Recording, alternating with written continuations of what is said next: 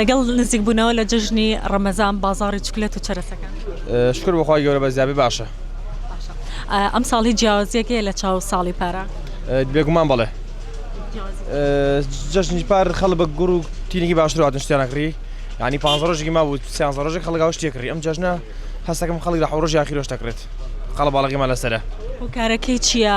ئەم جەنگە هیچ کاریگەری خسۆتە سەر بازاڕی ئێوە؟ بەڵێ بێگومان فەرقێکی بچووکی کردو لەسەریمە. بەڵێ دەوتری شتەکان گران بۆ نرخی شومەکەکان، ئەمە کاری خسۆتە سەر بازاڕی نقل و چەرەسەکان، ئەوانیش نرخەکانیان گران بووە؟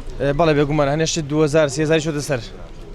ئەگەر باسی ئەم نقلانەمان بۆ بکەی، ئەمانە هاوڵاتیان حەزیان زیاتر بە کامەیە، نرخەکانیان چۆنە؟ ئەم ساڵ هیچ نقلێکی جیاوازتان هێناوە لە چاو ساڵەکان؟ جیاوازمان هێناوە تر خەڵکیش بەپێی جیازی خۆی تەبیعەتی خۆی فەرقەکات، هەیە حەزی لە شتی جیڕە، هەیە حەزی لە کاکاوە، هەیە حەزی لە چکلێتیە بێ قاوەشت بێت.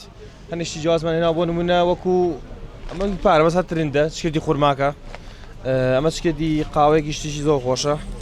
ئەم نەوعانەشمان لە تایبەتین باشە. ئەمانەشی لێ چکێتی پوداری خۆمانن. ئەمانە ئیشی چەمچەماڵن.